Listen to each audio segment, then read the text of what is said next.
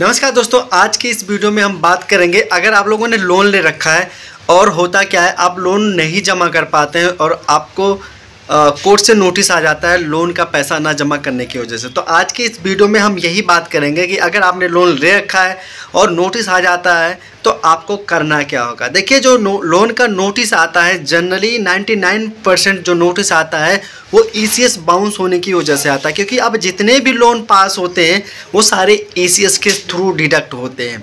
ECS क्या होता है, सबसे पहले इसके बारे में जान लेते हैं। तो आप लोग को बताना चाहूँगा, ECS और NACH जो होता है ये एक सिस्टम होता है, ठीक है, जिसके माध्यम से आपके अकाउंट से जब आपके EMI जमा करने का डेट आएगा तो आपके अकाउंट से ऑटोमेटिक पैसा डिडक्ट हो जाएगा।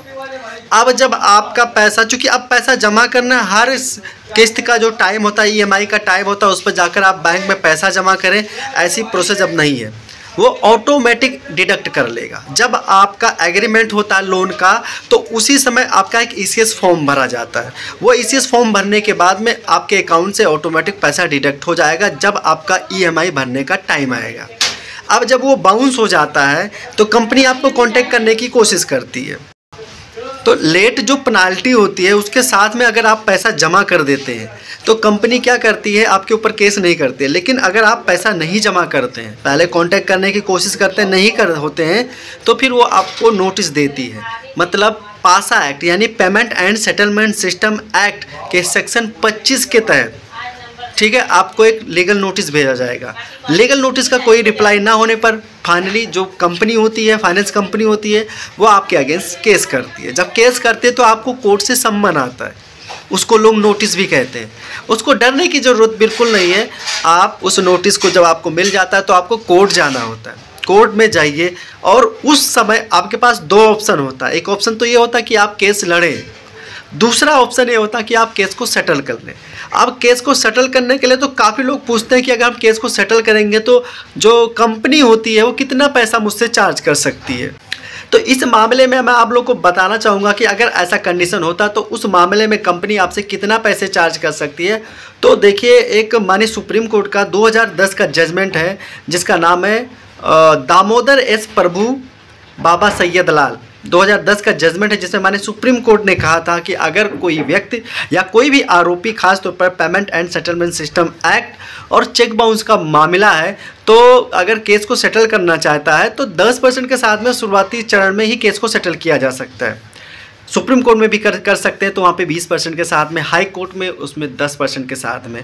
तो जब अब नोटिस आए तो आपको घबराना नहीं है। करना क्या है, आप कंपनी से बात करके जिन्होंने आपके ऊपर केस किया है, केस को सेटल करने की कोशिश कीजिए। मेरे हिसाब से केस सेटल करना में ही बुद्धिमानी है। अगर आप केस लड़ेंगे तो खासतौर पर अगर ECS बाउंस हुआ है, केस लड़ेंगे तो आप पक्का केस हार जाएंगे, क्योंकि सारी चीज़ें डिजिटल होती है। आपके अगेंस्ट बड़े सारे एविडेंस होते हैं। अगर ऑनलाइन होता तो आपके मोबाइल से OTP, आपका आधार कार्ड वेरिफिकेशन, अकाउंट वेरिफिकेशन, बड़े सारे प्रोसेस होकर फिर आपका एग्रीमेंट पर आपका एग्रीनामा, सारी चीज़ें होती है, उसके बाद में आपका लोन पास होता है। तो वहाँ पे आपका हार ही हार है। तो बेहतर ये होता है कि आप चाहे जो सुप्रीम कोर्ट का जजमेंट 2010 का जजमेंट है दामोदर एस प्रभु वाला, उसका सहारा लेते हुए केस को 10% के साथ में सेटल कर सकते हैं।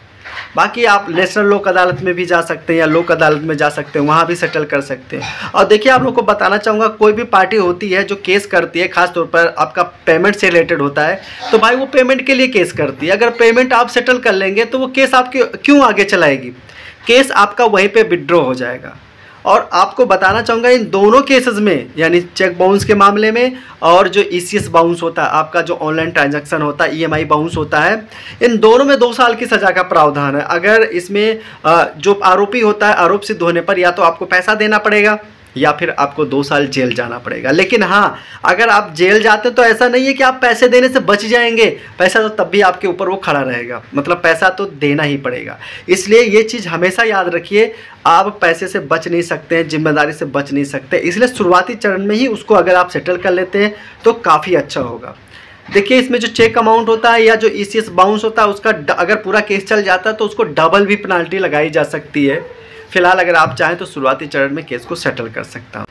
दोस्तों, एक बार दोबारा रिपीट करना चाहूँगा, अगर आपको कोर्ट से नोटिस आता है या पेमेंट जमा करने के लिए नोटिस आना है। बिल्कुल घबराना नहीं है दोस्तों। एक चीज़ ध्यान रखना कि काफ़ी लोग उस चीज़ पर ध्यान नहीं देते हैं, वो ये होता है कि जब नोटिस आता है तो लोग नोटिस तो रिसीव कर लेते हैं लेकिन वहाँ जाते नहीं, जो कि बहुत गलत बात है। यानी अगर आप नोटिस पे नहीं जाते हैं, कोर्ट में जो सम्मन आता है नहीं जाते हैं, इसका मतलब आप कोर्ट के ऑर्डर को अनदेखा कर रहे हैं, जो कि आपके लिए ठीक नहीं है।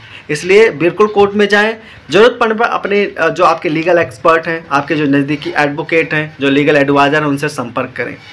बाकी आशा करता हूँ ये टॉपिक आप लोग समझ गए होंगे कि अगर बैंक से नोटिस आता है या फिर कोर्ट से नोटिस आता है तो आपको करना क्या होगा। घबराना नहीं है और नोटिस को पढ़ना है, उसमें क्या लिखा है उसी के अकॉर्डिंग आपको चलना है।